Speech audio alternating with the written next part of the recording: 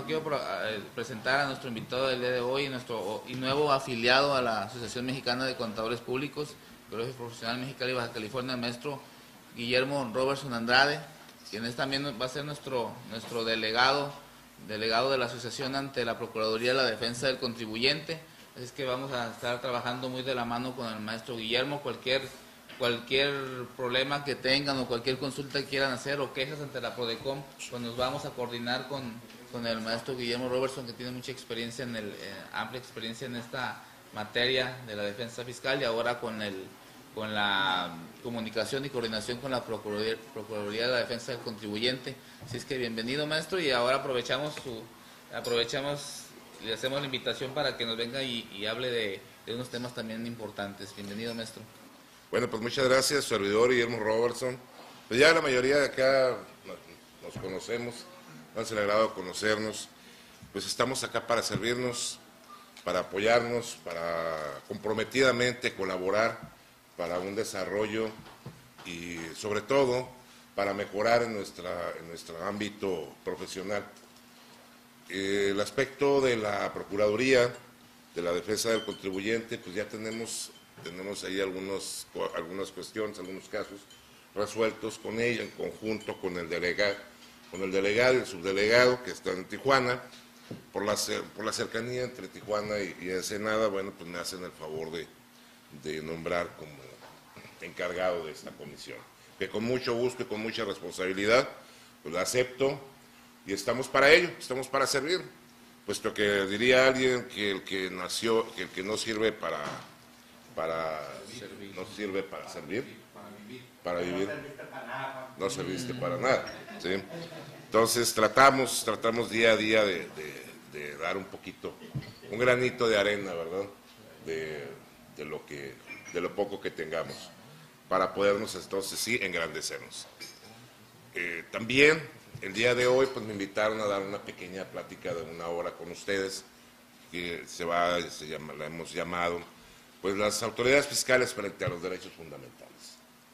Todo inicia, mis queridos amigos, a partir del artículo 1 constitucional, reformado el día 10 de junio de 2011, mismo que fue publicado en el Diario Oficial de la Federación, que entró en todo su vigor el día 11 de junio, sábado 11 de junio de 2011. En el cual pues es claro, ya ustedes creo que ya lo conocen, este nuevo artículo 1 constitucional.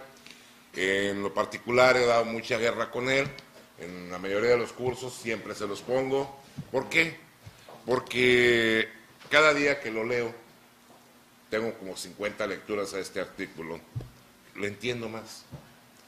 Cada día el propio artículo, el propio espíritu de la norma me dice más cosas. Y una de ellas es que todas las personas gozarán de los derechos humanos reconocidos, donde en la Constitución y en los tratados.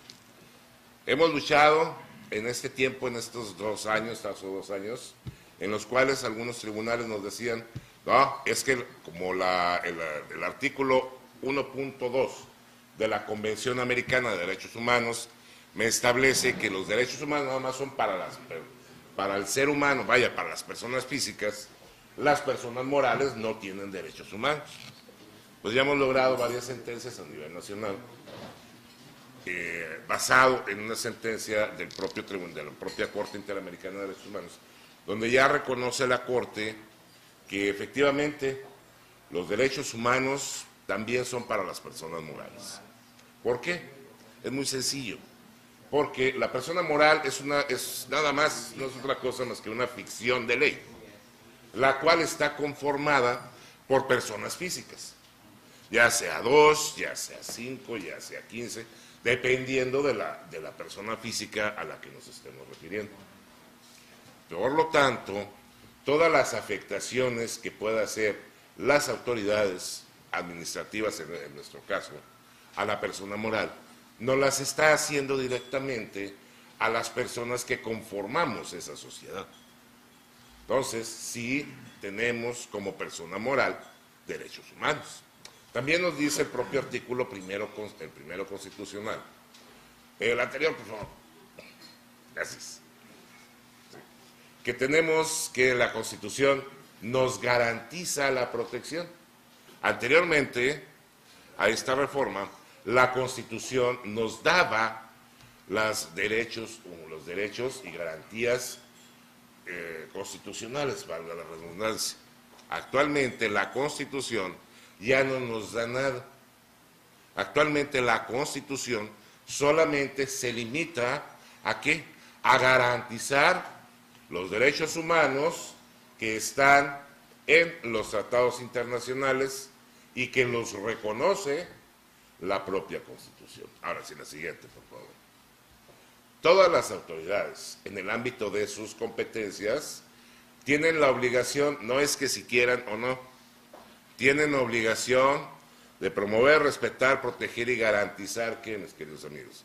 Los derechos humanos. ¿Dónde están esos derechos humanos? Primer párrafo del artículo 1 constitucional, en los tratados internacionales de los que México es parte. De aquí nos tenemos que remitir al protocolo de la actuación de los juzgadores emitido por el Pleno de la Corte de la Suprema de esta nación, donde dice que todos los tratados internacionales que estén depositados en la Organización de las Naciones Unidas serán obligatorios para México. ¿Por qué lo digo? ¿Por qué hago referencia? Porque este protocolo fue emitido posteriormente al expediente Varios 92-2010, donde se resolvió el expediente, pues ya la Corte reconocer la capacidad contenciosa de la Corte Interamericana. Y no nada más, ya no nada más es la Corte Interamericana. Ya tenemos entonces, a partir del protocolo que fue publicado en la página de la Suprema Corte de Justicia de la Nación el año pasado, precisamente, en 2012, donde nos establece que todos los tratados, entonces la Convención Europea de Derechos Humanos también es obligatoria para nosotros en México. Sí, señores, también es obligatoria. Y como la Convención Europea es obligatoria para México, también la Corte Europea de Derechos Humanos, las resoluciones son obligatorias para el Estado mexicano. También nos dice que los derechos humanos deberán ser respetados, protegidos, garantizados y promovidos de manera de conformidad con los principios universalidad, interdependencia, indivisibilidad y progresividad. ¿Esto qué nos da a entender? Universalidad, su nombre lo dice, los derechos humanos son universales, son de todas las personas, físicas, morales, blancos, amarillos, negros, colorados, como lo quieras ver al ser humano y a las empresas. Interdependencia e indivisibilidad. Un derecho humano depende del otro y no los puedes dividir. Por ejemplo, en una revisión de gabinete, una visita domiciliaria, ¿sí? ¿Qué es la ley de los derechos del contribuyente? Nos dice que tengo derecho a que la actuación de la autoridad sea lo menos gravosa para el particular. En ley me dice una obligación también, artículo 4 y 5, que la autoridad tiene la obligación de proteger, de promover los derechos que nos determina la propia ley. Y el 5 nos dice que la autoridad tiene la obligación de actuar lo menos gravoso hacia el particular. En palabras llanas. No dice exactamente así, pero en palabras llanas. Pues bien, mis queridos amigos. Gravoso. ¿Sí? Entonces, tenemos el principio, ahí tenemos que el derecho humano a la legalidad. Legalidad. La autoridad tiene que aplicarse a lo que la ley dice. El principio de legalidad no es otra cosa, señores, más que la autoridad, el gobernado. Podemos hacer todo lo que querramos siempre y cuando la ley no me lo prohíba. Puedes hacer todo lo que quieras cuando la ley sea omisa. Puedes hacer lo que la ley te diga. La autoridad solamente puede hacer aquello que la ley le permite o le ordene. Cuando no tenemos por qué soportar que la autoridad haga tal o cual cosa. ¿A qué voy? En el ejemplo. En el ejemplo, la autoridad tiene, en el artículo 42, tiene un titipuchal de facultades. Y no nada más ahí, sino en todo el Código Fiscal y las leyes fiscales. Pues bien, ¿por qué me revisa en la parte más gravosa, que es la invasión de mi propiedad, de mi privacidad, de mi domicilio, en vez de poderlo hacer en una compulsa o bien, en vez de poderlo hacer en una revisión de gabinete? Ahí, mis queridos amigos, ya te está en el aspecto de interdependencia y de visibilidad, ya te está violentando el derecho humano a la legalidad junto con el derecho humano, en palabras llanas, a que no se metan en tu domicilio. ¿Sí? Por lo tanto, el Estado deberá prevenir, investigar, sancionar y reparar dichas violaciones a los derechos humanos. ¿Por dónde? ¿Por dónde lo está? Ya hay una ley, a partir del 9 de enero de 2013, fue publicada en el Diario Oficial de la Federación, la Ley de Víctimas. Y me vas a decir, es que esa ley de víctimas nomás es para los aspectos penales. Pues no. Como lo vamos a ver posteriormente en un curso que en el mes de mayo vamos a venir a impartir con ustedes, compartirlo. Ahí nos dice la ley de víctimas que no es para aspectos netamente penales. Es para todos los aspectos, nos dice el legislador, es para los delitos y o para las violaciones a los derechos humanos. Y vemos cómo, qué autoridades intervienen. Caso curioso, también interviene la Secretaría de Hacienda y Crédito Público. Seguimos adelante, por favor.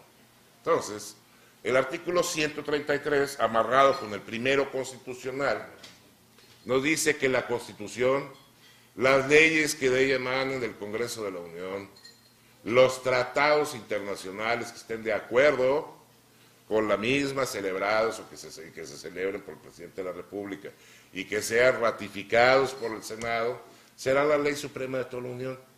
Entonces nos está diciendo, en conjunción con el artículo primero constitucional, que la ley suprema, ¿cuál es? La Constitución a la par de los tratados internacionales. Ya no están los tratados internacionales, sobre todo en materia de derechos humanos, por debajo de la Constitución, no. Actualmente están a la par. Y anteriormente, en el aspecto procesal, decíamos, la Corte la Suprema de este país ya dijo que naranja, dulce, limón partido, pues ya hasta ahí nos quedamos. Actualmente ya no. Actualmente, una ley puede ser violatoria de derechos humanos, sí, como las hay muchas. Si la Suprema Corte de Justicia de la Nación nos establece que nos niega el amparo, pues válidamente podemos acudir ante la Comisión Interamericana de Derechos Humanos en queja en contra del Gobierno de México. Ya la Comisión valorará, conforme a las pruebas que nosotros le aportemos, si nuestra queja es fundada o no. Si nuestra queja es fundada, remitirá una recomendación al gobierno mexicano. Si el gobierno mexicano obedece a la recomendación, hasta ahí queda el asunto. Si no obedece, entonces sí, acudimos en conjunto con la Comisión Interamericana de Derechos Humanos a la Corte Interamericana de Derechos Humanos. ¿Basados en qué, mis queridos amigos? Precisamente en el primero y en el 133 constitucional. Sí. Claro. ¿Has tenido experiencia en este sentido? De hecho, ya tenemos instaurada queja ante la Comisión Interamericana de Derechos Humanos. ¿Perdón? ¿Resuelven pronto? No te resuelven pronto. Sinceramente no, te tardan alrededor de 6 meses para poderte resolver. Sí, por el cúmulo de trabajo que tienes, pero lo mejor del caso es que anteriormente lo hacíamos, teníamos que ir a Nueva York. Actualmente no tienes que ir a ningún lado más que a tu computadora. Bueno. Y todos estos datos, todos estos tips, cómo hacerlo, cómo lograrlo, pues se los vamos a dar ahora en mayo que regresemos. Con mucho gusto. Siguiente, por favor. Entonces tenemos, queridos amigos, que la ley suprema, como ya lo habíamos visto, es la Constitución, las leyes que del Congreso emanen. Ojo, la ley de Seguro Social no emanó de la Constitución, no emana, no es una ley reglamentaria. Es que este güey está loco porque el 123 constitucional dice que la ley de seguro, que el Seguro Social es de utilidad pública. Hasta ahí. Pero de ninguna manera emana la ley de Seguro Social de la Constitución. ¿Sí? También, como derecho humano, podemos reclamar que la ley que da vida al Instituto Mexicano de Seguro Social es contraria a los principios de legalidad, al derecho humano a la legalidad, a la seguridad jurídica. ¿Por qué? Porque no cumple dicha ley con de la cual sí emana, que es de la Ley de Entidades Paraestatales, de conformidad al 92 de la propia Constitución, donde la Ley de Entidades Paraestatales, su artículo 15, nos dice qué requisitos debe de contener una ley para que pueda ser declarada como tal. Pues mis queridos amigos, ¿qué crees? No cumple con esos requisitos la Ley de Seguro Social. ¿Por qué? Yo le doy ahorita $1 millón al que me diga dónde tiene su domicilio legal. La Ley de Seguro Social. No lo tiene. También obliga a que su organismo, su estatuto orgánico, lo registre en un registro inexistente. Ya, por lo menos ya se creó el año pasado en reglamento el registro único de entidades paraestatales. Ya se creó por reglamento, pero existencia del propio no lo hay. Entonces, les pregunto a ustedes, señores contadores, una persona moral, una SA, una sociedad de responsabilidad limitada, si la protocolizo y no la registro, ¿qué sucede?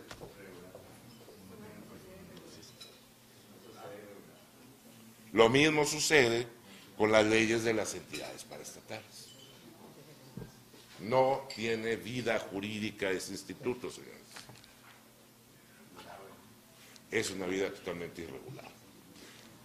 Entonces, la ley suprema son la Constitución, los tratados y las leyes, que del Congreso, o sea, que de la Constitución emanan. Siguiente, por favor. Tenemos, para no aburrirlos muchos, un tratado internacional, internacional, en el cual nos establecen algunos derechos humanos.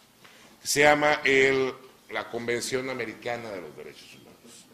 Fue aprobada por el Senado el 18 de diciembre de 80 y fue publicada en el Diario Oficial de la Federación el 9 de enero de 81. Seguimos, por favor. El presidente Ernesto Zedillo, el 24 de febrero del 99, reconoce a la competencia contenciosa de la Corte Interamericana de Derechos Humanos. ¿Y para qué es esto? ¿O para qué me sirve conocer ello? Muy fácil. Toda la jurisprudencia de la Corte Interamericana de Derechos Humanos no es, como dice el expediente 92-2010 de la Corte de este país. ¿Por qué? Porque ellos dicen que a partir de octubre de 2011 son obligatorias. Pues no, señores. Son a partir del 24 de febrero de 99. ¿Por qué? Siguiente. Porque el artículo 62 de la Convención Americana de Derechos Humanos nos dice que todo Estado parte puede declarar que reconoce como obligatorio, de pleno derecho y sin convención especial, la competencia de la Corte sobre todos los casos relativos a interpretación. Entonces, la Corte Interamericana es la única que puede interpretar la Convención Americana. Y como desde el 24 ¿de qué dijimos? De 99, el Estado mexicano reconoce la competencia contenciosa de la Corte, pues a partir de esa fecha es obligatoria para todas las autoridades, no nada más las jurisdiccionales. El SAT también tiene obligación de obedecer la jurisprudencia de la Corte Interamericana de Derechos Humanos. Seguimos, por favor. Hasta aquí, mis queridos amigos, un pequeño introducción de lo que son derechos humanos y la obligación de las autoridades. ¿Dudas? Sí. ¿Qué relevancia tiene el hecho de que los derechos humanos ahora los regulen los tratados internacionales, a diferencia de que antes se contemplaba la Constitución? Ajá. Mira, sí es sumamente relevante. ¿Por qué? Porque hay que recordar que muchas veces, muchas sentencias, la Corte, el Pleno de la Corte nos decía, es que no es inconstitucional. Por ejemplo, ese famoso costo de ventas. ¿Sí? El costo de ventas no es inconstitucional. Cuando tienes el derecho humano, como derecho humano, al progreso, y por medio del progreso, el derecho humano al progreso, para poder tener ello, tienes que tener ingresos y deducciones. Mismas deducciones que muchas veces, con el sistema de costo de venta, pues no son las justas. Sobre todo a los tiempos que vivimos. No son las justas. Como no son justas, te está afectando ese derecho humano al debido progreso. Ahora, ¿dónde está la relevancia? Si bien es cierto, ya la Corte dijo que el costo de ventas no es inconstitucional, pero también es cierto que por medio de la afectación al debido progreso, la Corte Interamericana puede llegar a decir que sí es inconstitucional. El debido progreso, entiéndase, patrimonio. Exactamente. Sí.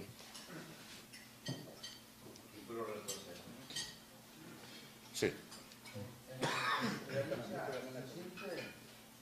¿Se siente algún cambio aquí para el contribuyente derivado de estas reformas y esto de acudir a una corte interamericana? Aparentemente la mayor parte de los contribuyentes ni siquiera sabe de su existencia, ¿no? Así es. Efectivamente, sí debe de existir un cambio favorable hacia los contribuyentes. Sí lo hay. Nada más es cuestión de, como dijo el Güero Chuy, y con todo respeto lo digo, el que tenga ojos para ver que vea y el que tenga oídos para ver que oiga. ¿Sí? Porque yo, al menos en el equipo que conformamos, Reyes Mora, la Asociación de Contadores, Robertson Saracho del Peral, siempre he pugnado por dar a conocer esos derechos. Siempre. Ya actualmente mi función es sembrar esa semillita de la duda. No me crean todo lo que les digo. Investiguen. Lean. Tengan la duda razonable. ¿Por qué? Porque si no somos así, si no tenemos esa duda razonable, pues vamos a estar como ovejitas hacia donde aquel güey quiere que vaya. ¿Sí? Por lo tanto, sí, efectivamente, sí ha habido algunos cambios, pero no los deseados. Estamos en el camino, estamos a pasos muy minúsculos a como debería de ser. Pero carajo, de ello a nada, yo creo que debemos de sumarnos. Yo creo que debemos de compartir, como lo hacemos acá, todo el conocimiento. Tenemos sentencias, ustedes saben que yo se las comparto. En cuanto a mí me llegan, yo les comparto el material con mucho gusto. Y pues, además es cuestión de cada quien. Los derechos, como lo vimos en alguna ocasión, esos se ejercen. Las garantías se quedaron atrás. Ya no hay garantías. Ahora nada más te garantiza la Constitución tus derechos, pero para que te la pueda garantizar, los tienes que ejercer. De otra manera, pues ahí nada más va a estar en otra muerte. Sí quedó más o menos. Acuérdate de la Ley Federal de los Derechos del Contribuyente, como la pateaban, ahorita ya no tan fácilmente. ¿Alguien más? ¿No? Seguimos. El derecho a no incriminarme. El derecho a no incriminarme no es otra cosa más que, de igual forma que se presuma mi inocencia, nos dice que uno de los vallados infranqueables en esa relación fisco-contribuyente es el derecho genérico a la defensa, que le asiste al contribuyente, imponiendo la no incriminación coactiva de aquellas conductas propias que pudiesen considerarse ilícitas, en cuanto a que se viola dicho principio constitucional universalmente cristalizado. Señores, nosotros como contribuyentes, gracias, tenemos el derecho humano a no autoincriminarme. Y en materia fiscal o administrativa, ¿qué es eso? Echarse la culpa. ¿Y cómo me voy a echar la culpa? Entregando en una revisión, ya seamos el contribuyente, ya seamos el auditor, ya seamos el contador, entregando toda la documentación que la autoridad quiere que le entregue. ¿Sí? Siempre y cuando, como vamos a ver más adelante, la autoridad no me diga que tengo el derecho a no incriminarme. Es más, en México, si no te entrego la contabilidad ahora, como dicen los españoles, o en este momento, en el preciso momento en que llegaron, ya me estás multando. Pues como vamos a ver, la Corte Europea dice que ello es violatorio a nuestros derechos humanos. Queridos amigos, ya no vivimos en las épocas medievales, ya no vivimos en las épocas en las que el Partido Rojo era lo que decía y eso se hacía. Vivimos en un siglo XXI, vivimos en la época de oro de nosotros, de los mexicanos, en cuanto al derecho, en la época de los derechos humanos.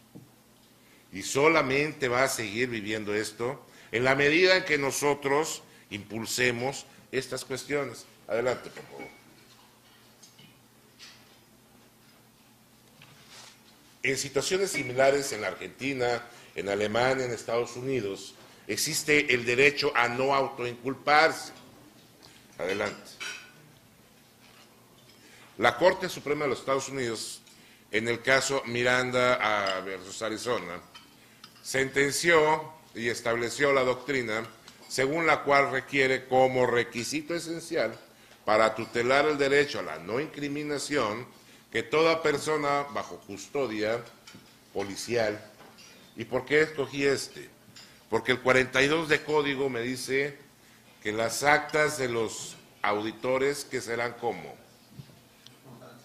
como actas de policía, señores. Sí. Sea advertida de manera previa al interrogatorio de lo siguiente: derecho a guardar silencio, derecho a hacerle saber que cualquier declaración puede ser utilizada en su contra, derecho a ser asistido por un abogado, derecho a contar con un abogado pagado por el Estado, caso que no lo puedas hacer. ¿Sí? La doctrina entonces falló. A partir de ello, a partir de este caso Miranda versus Arizona, cambia Estados Unidos y hace sus enmiendas, la quinta enmienda, que reconoce el derecho a la no incriminación. Entonces, mis queridos amigos, ¿pero qué demonios tiene que ver México con Estados Unidos? Ya lo vimos. Estas enmiendas, estas constituciones, también se depositan en la Organización de las Naciones Unidas. Por lo tanto, las sentencias que emita la Suprema Corte Americana, en lo que me favorezca, las voy a utilizar, mas nunca en lo que me perjudique. ¿Por qué? Porque, como vimos, el artículo 1 constitucional nos dice que la interpretación de las leyes serán como de manera pro homine, de manera que favorezca al gobernado. Siguiente. El artículo 8º de la Convención Americana de Derechos Humanos nos establece en el punto 2 que toda persona inculpada tiene derecho a que se presuma la inocencia, mientras no se establezca legalmente la culpabilidad durante el proceso. Toda persona tiene derecho, en plena igualdad, a lo siguiente: derecho a no ser obligado a declarar contra sí mismo ni a declararse culpable. Siguiente, por favor.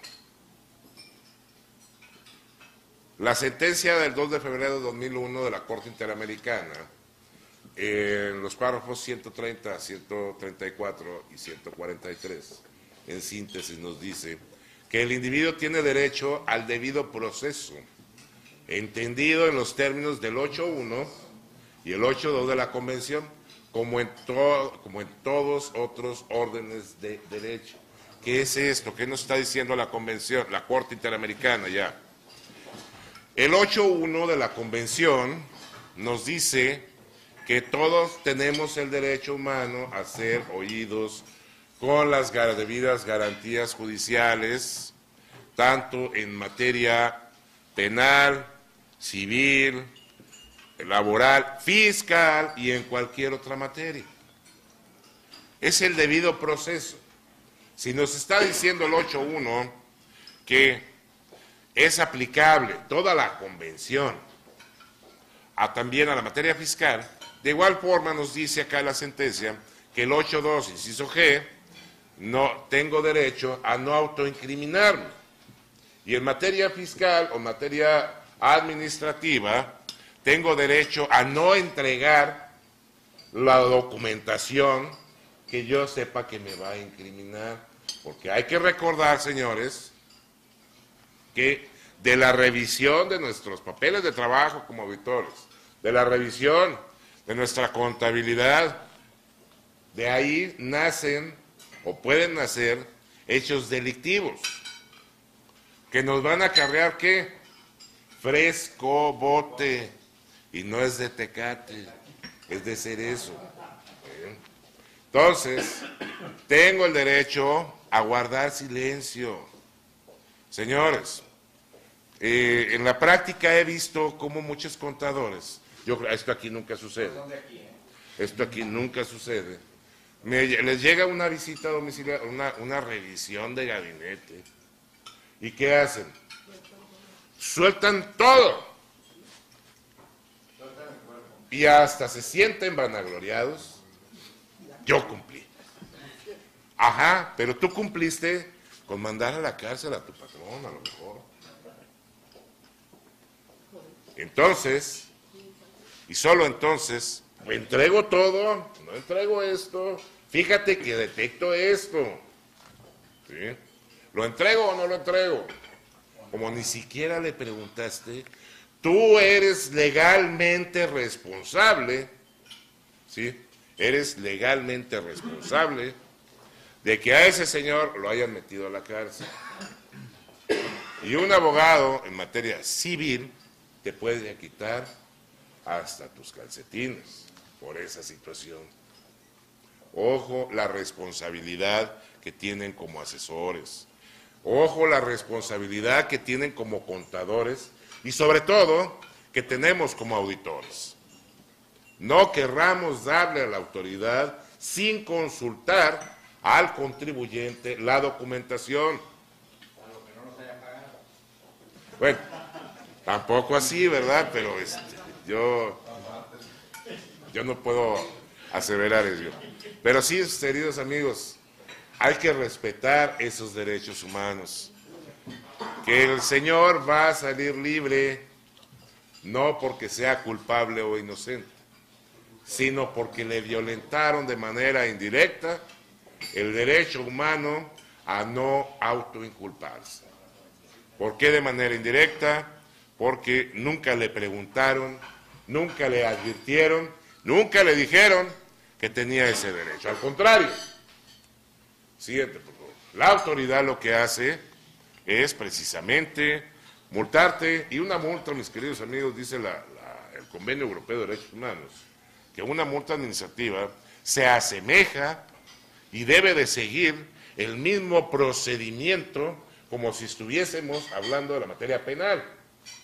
Entonces, con la de conformidad al Convenio Europeo de Derechos Humanos, si me multaste, si ya me multaste, bueno, joder, pues entonces ya no tienes por qué volverme a lesionar con una pena de cárcel. ¿Por qué? Porque existe en México y a nivel internacional el principio non bis in idem, que nos establece no volver a castigar 2 veces por el mismo hecho, no por el mismo delito, por el mismo hecho. ¿Y cuál fue el hecho? No haberte entregado a lo mejor o a la contabilidad. ¿Sí? Y preferible que me multes con 15,000 pesos, a lo mejor son 12,000, 13,000 pesos más la actualización, todo depende. Preferible que me multes a que yo me entregue o me entreguen como Judas entregó al güero Chuy, ¿sí? Por ahí viene, hay un escrito que se llama Judas el Contador. Búsquenlo en internet, está muy bueno, ¿sí?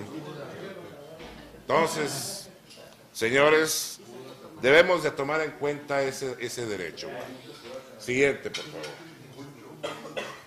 El artículo 6º de la Convención Europea nos dice que es el derecho al proceso equitativo y toda persona acusada de una infracción se presume inocente hasta que su culpabilidad haya sido legalmente declarada. Siguiente. Entonces, vemos la jurisprudencia del Tribunal Europeo.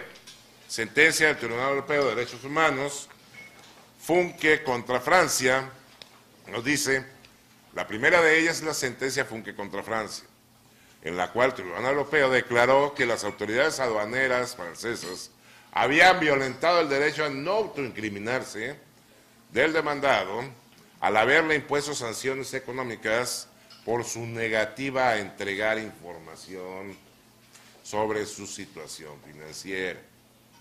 Ojo, ya entonces desde el 93, el propio Tribunal Europeo de Derechos Humanos de igual forma está reconociendo ese derecho humano a no autoincriminarme. Siguiente. Lo mismo tenemos con la sentencia del Tribunal Europeo en contra de Francia, pero en el año del 94, donde Bendencun demanda igual forma su derecho a no autoincriminarse, que no le es respetado. Siguiente. Y por último tenemos en mayo de 2001, como nos dice el derecho a no autoincriminarse, en particular, presupone que las autoridades logren probar su caso sin recurrir a evidencia obtenida a través de métodos de coerción u opresión en desafío de la voluntad de la persona acusada. Siguiente. Coerción, ¿qué nos dice la Real Academia Española? Que es presión ejercida sobre alguien para forzar su voluntad o su conducta. Siguiente. Y ahí tienen la presión, señores. Que de conformidad con lo que establece el artículo 45 del Código Fiscal de la Federación, se les solicita que los visitadores les des y de no poner a su disposición todos los elementos que integran la contabilidad, no proporcionar al personal autorizado de forma completa, correcta y oportuna los informes, datos y documentos que soliciten para el ejercicio de las facultades de comprobación, constituye una infracción en términos del 85, primer párrafo del Código Fiscal de la Federación.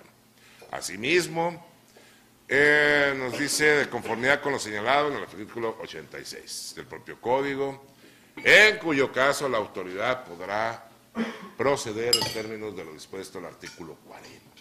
Santa Inquisición. Exactamente. Inquisición moderna. Eso, señores, es una coacción. Además, ese criterio Exactamente. Como en la Edad Media. Santa Inquisición. Eso es una coacción. Sí.